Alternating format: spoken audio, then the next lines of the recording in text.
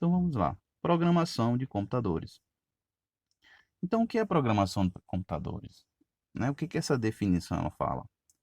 Ele fala que é o processo de escrita, né, teste e manutenção de um programa de computador, onde um programador, neste caso, um profissional especializado, ele utiliza a linguagem de programação através de códigos para fazer programas, softwares, aplicativos, né?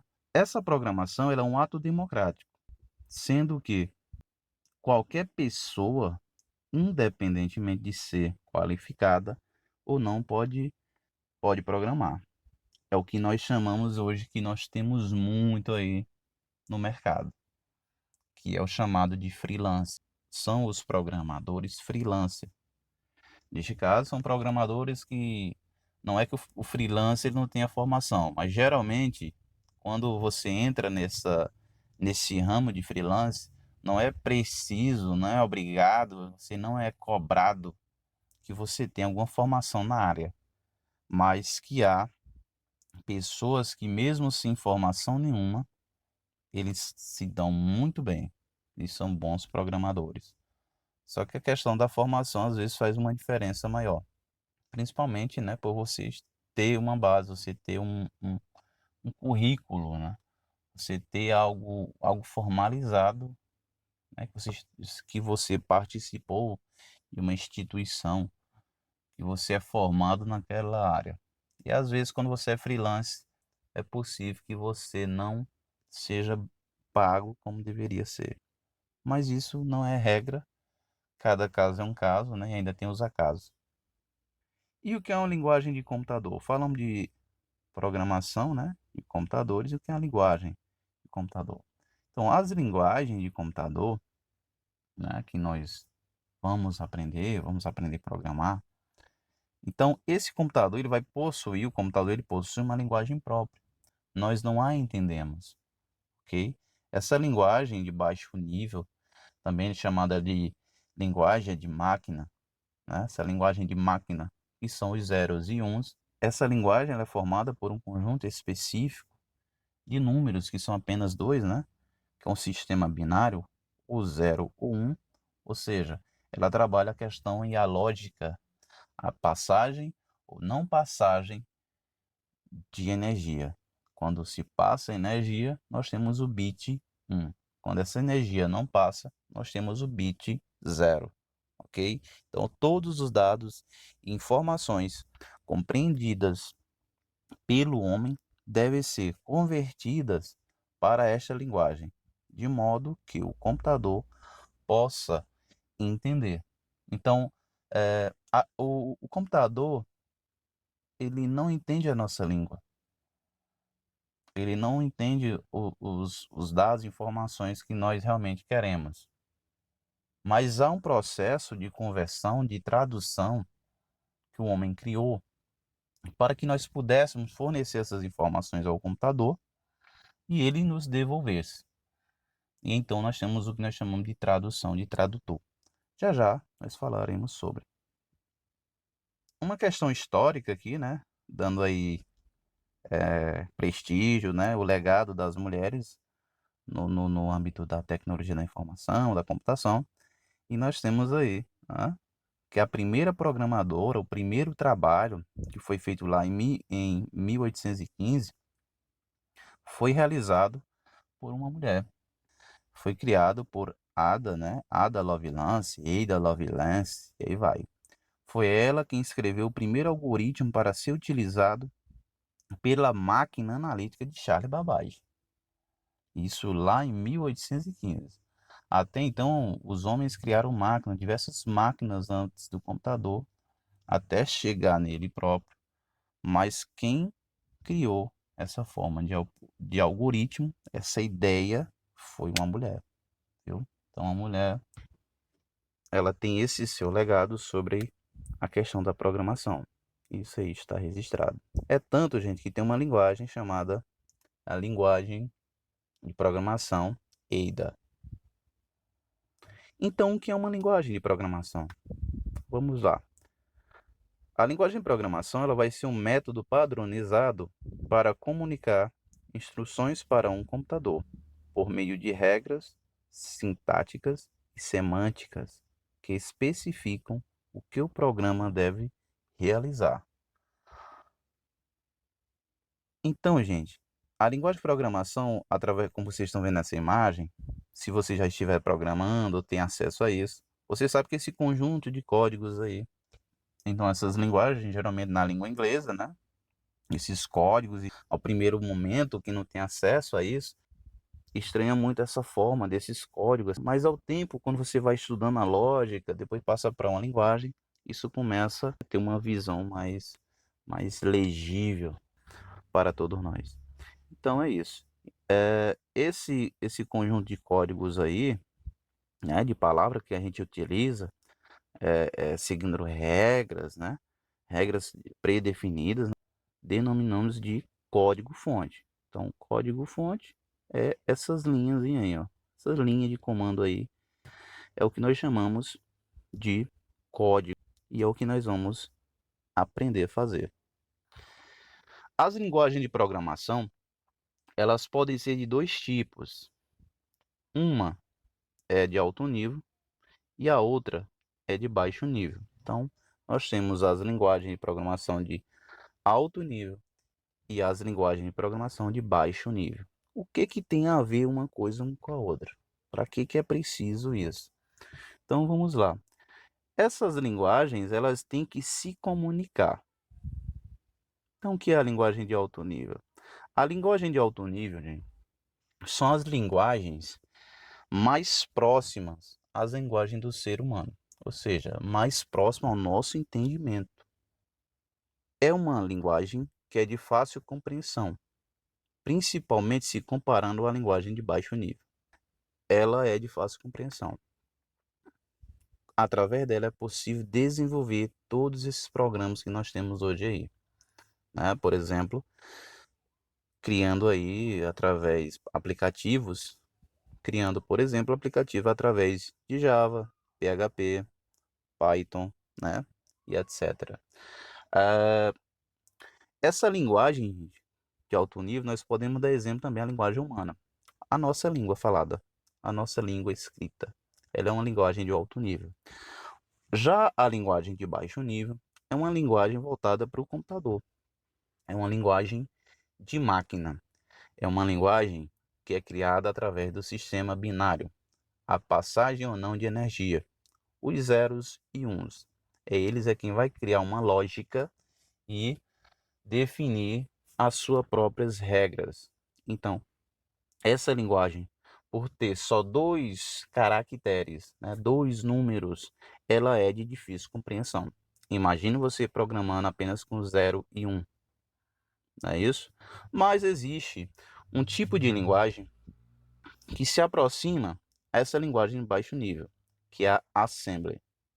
A Assembly é uma linguagem bem mais difícil se tratando as linguagens de alto nível, porque ela é bem mais próxima aos bits, aos números, ao sistema binário.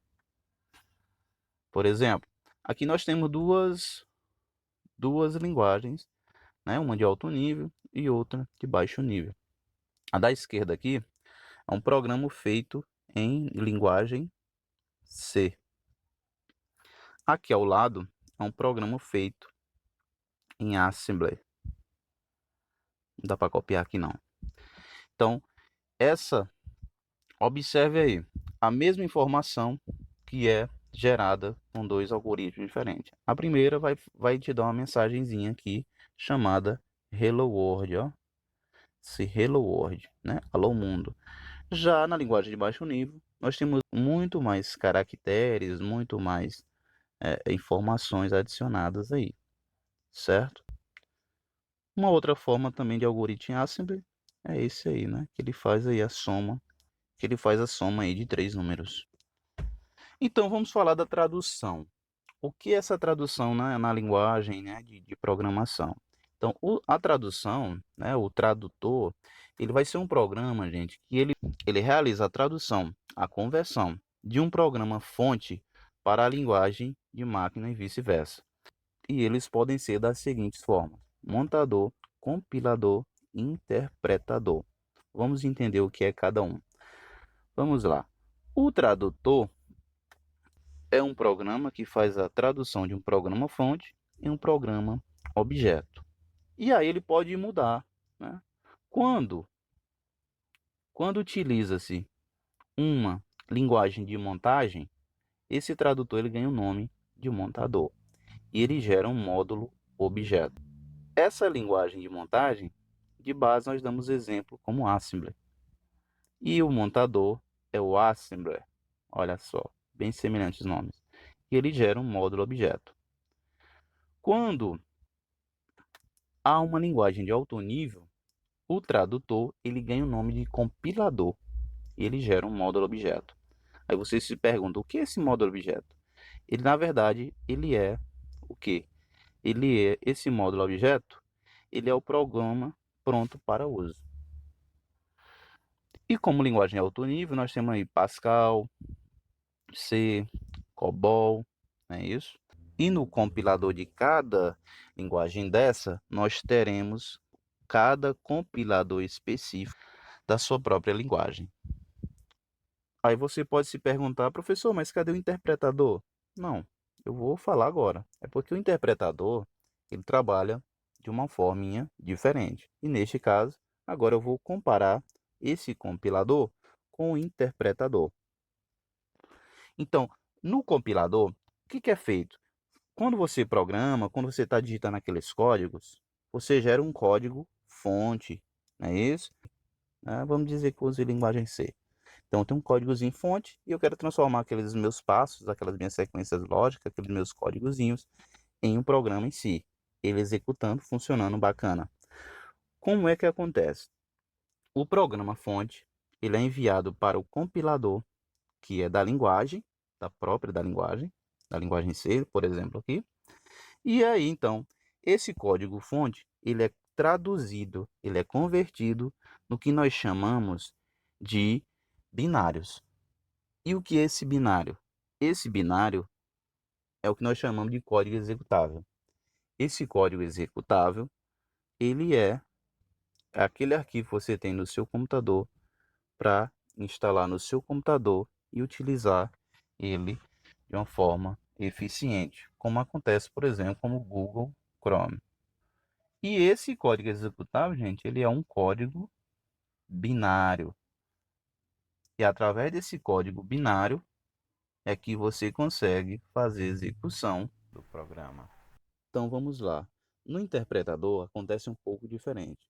O seu processo muda um pouco, embora seja parecido. Nós temos aqui, por exemplo, um código-fonte feito em alguma linguagem, por exemplo, que eu vou dar aqui, a linguagem programação Java.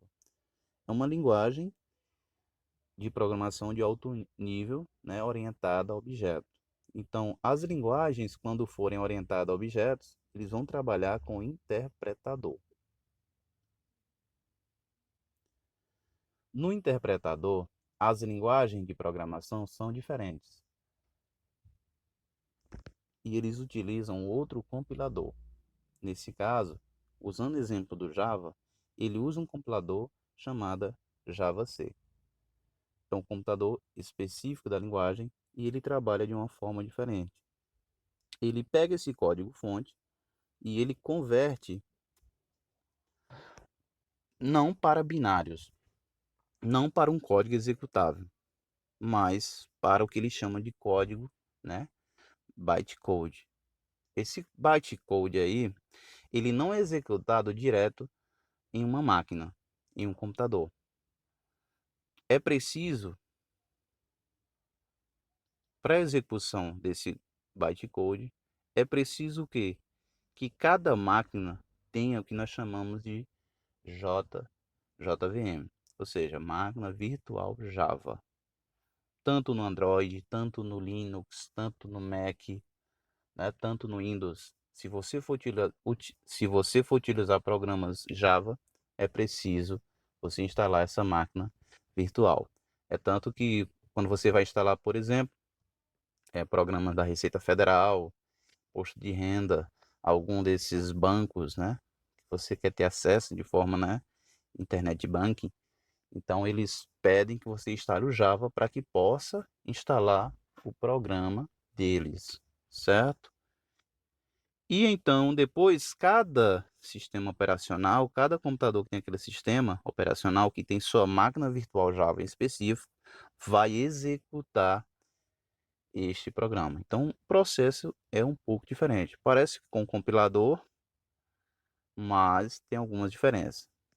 Então, neste caso, o que ele é feito? Você programa em Java, gera um código-fonte. Esse código-fonte é repassado por um compilador específico da Java, chamada JavaC. Esse compilador JavaC, ele gera o que nós chamamos de bytecode. Não é um comando aí, não é um código executável. É um código específico da linguagem e só vai ser compreendida por aquele sistema operacional que possui uma máquina virtual Java. E aí, então, em cada sistema operacional específico que tem a sua máquina virtual Java, vai executar esse programa. Então é essa a diferença entre interpretador e compilador. Pronto, pessoal. Por hoje é só. Ficamos com atividades. As atividades estão lá na plataforma, ok? Tchau, tchau. Obrigado aí. Esperem que gostem. Façam bom proveito do material. Estudem. Valeu, pessoal. Tchau.